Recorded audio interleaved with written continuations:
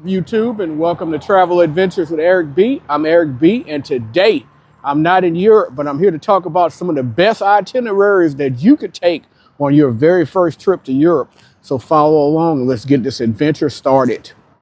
Welcome to Travel Adventures with Eric B. I'm Eric B. If you're new here, I offer travel advice. I am a solo traveler and I do vlogs to help you travel better and more efficiently. This is my itinerary number one. Well, my itineraries are going to be 14 days. Not really recommending too much of the order that you go in because some of that may depend on the flight that you find. You may find a better deal flying into one city, flying out of another one. I do recommend that you don't, just because you flew into, say, London, don't come back to London to fly out. I don't recommend that. So book one ways here. We're going to go 3-city itinerary, 14 days here. Dublin, Ireland, 5 days. London, 5 days. And Amsterdam, 4 days here, right, with Dublin, Ireland. So Dublin, I recommend that you spend a good 3 of the 5 days all within the city. Checking everything out. Of course, I have videos on Dublin, Ireland here. You're going to want to definitely go see the Temple Bar District, hang out there. You want to see all the amazing churches there. There's a lot of beautiful churches, a lot of great scenery there. But Dublin, Ireland in general, because Ireland is not a huge island, you want to spend at least 2 days also seeing the other beautiful cities around. Galway I went to is amazing. Unfortunately, I went on a bus tour and it was during the day and it didn't have a lot of time. I would have loved to just hung out in Galway all day. A lot to see. Beautiful place. Great place during the summer festivals. I hear a lot about Kilkenny. It looks amazing from the pictures I've seen. Beautiful castles and everything. You're going to definitely want to go check that out. You're going to want to go see Giant's Causeway in Northern Ireland if you have time to go up that way, to go to Belfast. Beautiful up there. Of course, you know, on this channel, I have a video of the beautiful Cliffs of Moher. And I took a bus tour going up that way. You can actually rent a car. You know, I'm not going to do it because I don't want to drive on the left side of the road and drive through a lot of small streets, hedges and things like that. So I won't be doing that, but you certainly can rent a car and do that as well. Very beautiful country. You can see it all. It's all like a 2-hour drive from here, a 2-hour drive from now. London was the next place I mentioned in the itinerary. 5 days in London. London's a huge city with a lot to see. You're going to probably definitely want to spend a good 5 days, a good 3.5 days, maybe, just all within the city of London, just checking everything out because there's so much to see. Also have videos or two on London as well on this channel. Make sure you go back and check that out. But you want to get out in the outskirts and see things. Bath is a very popular area that a lot of people talk about. You got thermal baths there, obviously, but there's a lot to see. It's a beautiful place, a beautiful history, somewhere that's high on my radar, not just for the Roman baths, but just in general. Birmingham's, Liverpool, Manchester. If you can get up that way, go see a Manchester U game or something, be a great experience. Blackpool, the Leeds, York is a town that I hear about. I know someone that lives there, and every picture I've seen of York, it's just been pristine and beautiful. So if you can get as far as Edinburgh, Scotland, that would be amazing. I probably would say if you do that, you wouldn't do that on the 5 days. You probably would make London a longer trip, maybe the whole 14 days, and just really visit the UK and visit Scotland, go out to Wales, go to Cardiff. Cardiff's not that far, Wales, from London. That's somewhere else you can visit. I mentioned Amsterdam for 4 days. A lot of beautiful cities near Amsterdam. You're going to want to spend at least 2.5, maybe 3 of those days just within the city, seeing all the beautiful museums all within the city. There's so much to see. But you get out to cities like Rotterdam, which I hear a lot about. Utrecht, if I'm pronouncing that right. I hear a lot about that. It's a beautiful city. Haarlem's an amazing city that I hear a lot about. So, yeah, you're going to want to give that place at least 4 days and go see the outskirts and spend time within the city. And you're going to want to give at least 5 days to London, at least 5 days to Dublin. But again, you could tinker with an itinerary like that. If you got 14 days, maybe you want to cut one out and do one for longer. Recommendation for 14 days doing that itinerary. And the great part about it, first time trip to Europe, English speaking country. And Amsterdam is not an English speaking country, but guess what? They speak better and more clear English than the UK and the USA for that matter. So you'll have no issues there as well dealing with the English speaking. So that's number one. So we are now on itinerary number 2. We're going to start off with Paris. You're going to do 5 days in Paris. Then you're going to go into Germany. You're going to fly into Frankfurt. I'm going to put 4 days here, and then we're going to do 5 days in Berlin. So that'll be this itinerary. So start off in Paris. And you get a lot of flights to Paris for reasonably priced, which is an awesome thing. Paris is really good for cheap flights. You got French Bee Air that goes out of New York. One of my tricks I recommended before is to fly to New York or Boston, depending on where you are, because you get cheaper flights. You get a cheap flight to New York or Boston, and then over to Europe, and you can get a really good deal that way. That's what I find. So when you're flying into Paris, of course, Paris has two airports, Charles de Gaulle and Orly. I've been to both. 5 days here, you're going to spend most of that time within the city. So Versailles is somewhere close. You want to go see the Palace of Versailles, which is amazing to go see in person. But there's so much to see in Paris. My favorite thing to do in the city of Paris is to take the metro, get off on random exits, and just walk around and just be shocked by all the beauty and the statues and the history and the historical buildings and everything, and just walk around and just be in awe. That's my favorite thing to do in Paris. Here, you're going to probably spend most of the time within the city because there's so much to see. I recommend that if you can, especially being an American, you want to get out to Normandy and get out to the D-Day beaches and all that kind of stuff. I'd probably take a bus tour out there. You can catch a train out there as well. Trains are really good in France, so you can catch a train out that way, spend a whole day out there because it's a good little distance. There's a lot of other beautiful cities, Lyon, Strasbourg, which is right on the coast of France and Germany, which is going back and forth. I've seen some amazing videos on that place. I haven't been, but beautiful place going to Germany. So if you're going to spend 4 days in Frankfurt, Frankfurt's a big city. It's a little different than some of the other German cities. Doesn't really have to have timbered houses. More of a bigger, futuristic type place. Cool thing about Germany is there's a lot of awesome cities you can go to. Just hop on the train, go from place to place. I have a lot of experience going there. Germany's amazing. Bamberg's not too far away. I would recommend going there. I've been there. It's an amazing town. From Frankfurt, you can get to a lot of places. You can easily spend 4 days here and go see some places in the surrounding area, not far from Cologne. You get all these places from the train. Berlin, 5 days. I would probably just spend the entire 5 days in Berlin. It's so much to see, so much history. It's amazing. You're going to want to spend all of your time there for the most part. Same with Paris, but I just recommend that if you have time to get out to the D-Day beaches and get out and see some of that in Paris, go see it. But you won't be disappointed if you spend 5 days in Paris and 5 days in Berlin by itself. Those places are world-class cities, so much history, so much to see, so much to do. A lot of great cities in Germany to check out by train. If you can go train hopping a little bit, check out some places, it'd be an awesome thing to go see as well. So definitely with my itinerary there, I would fly into Paris if you can. You can get a good flight from Paris. Go from Paris to Frankfurt. You could probably get a really good rate there, and then go from Frankfurt to Berlin and maybe come back into the States through Berlin if you can do that. I think that would be a great itinerary. And as far as you're a first-time American, you speak French in Paris, obviously, but a lot of people, majority of the people, especially people that aren't really old there, they speak English as well. You got no problem getting around France. You got no problem getting around Germany, especially in the bigger cities with English. Might run into a couple issues here and there in the smaller towns, but in the bigger cities, they pretty much all speak English. So now we are on itinerary number 3 for first-time visitors to Europe from the U.S. Okay, so this one I really love. I took this itinerary 2 years ago. I do have all capital cities on this. We're going to go 3 days for 5 different cities here. So we're going to start off with Oslo, Norway. I found a really good rate when I flew here before on Norse Air, but Oslo, Norway is a great city. It's a beautiful place. If you're going during the summer, you got daylight almost to midnight, which is crazy. But yeah, go see the Johan Gate. Oslo's a beautiful city. A lot to do here, museum-wise.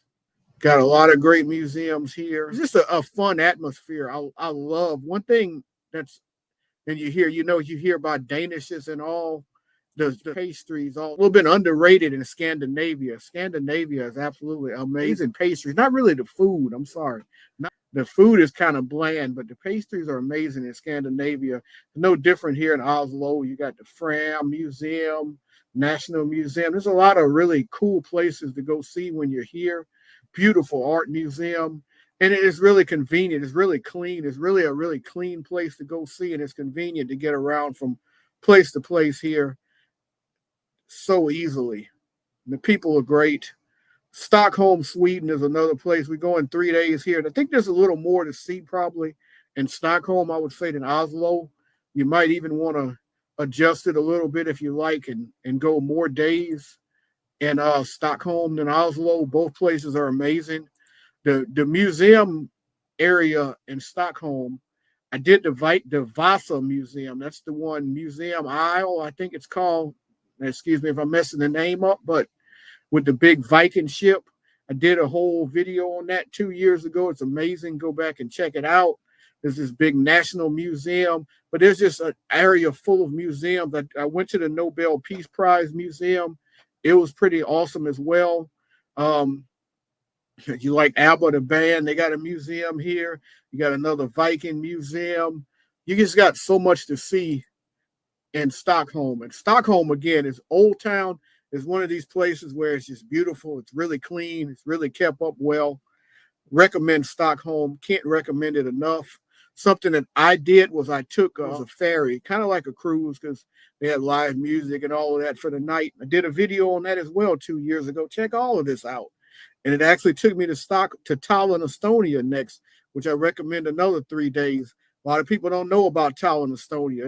It's an amazing place. It's a tech-savvy place. The people speak English.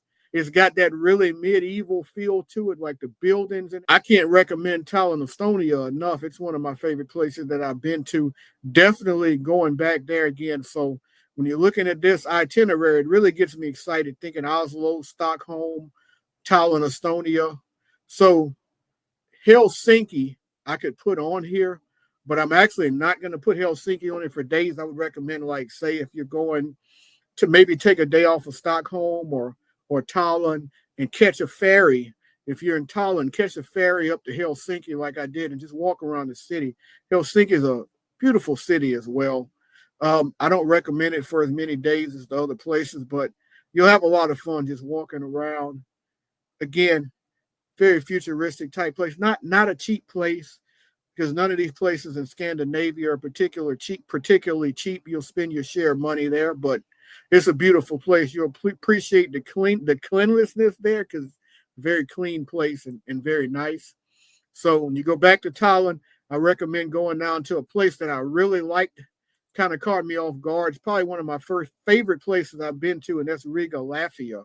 Riga, Latvia is amazing. I really like Riga, Latvia. It's the capital of Latvia. And one of the cool things about Riga is their nightlife. It's really good there. I went during the time when they had midsummer. That was a lot of fun.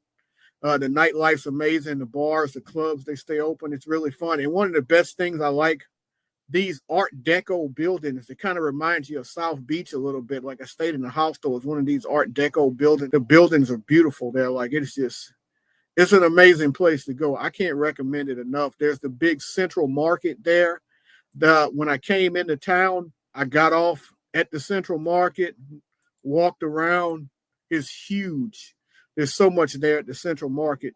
Go back and check out these videos from 2 years ago, because I'm getting excited talking about it right now. Amazing times there in Riga, Latvia. Definitely one of my favorite cities. So still continuing down the Baltics, going to the last capital of Lithuania, going to Vilnius. And that's going to be another 3-day spot. I recommend you're there 3 days. Great city. Got to go to Trakai and see the castle and go enjoy that area in general. Take a nice walk around. I mean, the castle itself, it's so beautiful on the outside. There's some cool things to see on the inside as well, but the outside of it, you're going to have an amazing time just walking around. Go get some ice cream, go have a beer, just go hang out. You know, people go jogging, they go cycling. You could just catch the bus, and the bus is really cheap taking you from Vilnius. One of the cool things about Vilnius, Lithuania, is they have like two different sides of the city. Like if you look at the old town, you see all the old buildings, and the past is all right there. And you look the other way And then you see all these futuristic type things. I remember going on the newer side and having pizza, having some amazing pizza, but the squares and everything here is absolutely amazing. Like this is real. This is the real Europe when you go to the Baltics and places. In Lithuania, Latvia, and Estonia, none of those places are really expensive like Norway and Sweden, or even Denmark, Finland. So Thailand's a little more pricey because it's a little more like the Scandinavia. It's kind of in the middle, but when you get to Latvia and you get to Lithuania, it's definitely cheaper. I can't recommend it enough times. That's an itinerary that you should definitely take in your first time. And again, people, even though none of their official language is English, they speak better English than a lot of us. They speak great English. This itinerary number 4. There's like 5 places on here I really wanted to put on here. So I kind of grouped 2 of them together in one. So with this itinerary, we're going to start off in Germany, in Munich. Munich, I'm going to give 4 days to, and I'm going to say this. Munich's amazing place. I got multiple videos on Munich. I recommend you're going to want to spend at least 3 of those 4 days fully within the city of Munich. But I didn't forget about getting out on the train and seeing some other places. One of the places is Nuremberg. Regensburg, beautiful city as well. So recommend you getting out. A lot of beautiful cities right here you can check out, but you're going to want to spend at least 3 of those full days in Munich, and maybe get on the train and go to Salzburg, because that's a place that's also recommendation of mine. That would be on your way to Vienna, going on the train to Vienna. So Vienna, we're going to go with 4 days here on that itinerary. So much to see. Of course, I saw the Schönbrunn Palace. Had a video on that. Beautiful gardens there. Amazing place that you got to visit. Again, I got videos on all these places. Go back and check them out. This is where the hard part was, because one of my hidden gems, a place I wanted to add to it, is Bratislava, Slovakia. And it's less than an hour away from Vienna. It's an amazing city. So with the 4 days going to Vienna, I would recommend taking one of those 4 days at least and going to Bratislava and staying there. Thing that's so amazing about this place too is it's relatively cheap.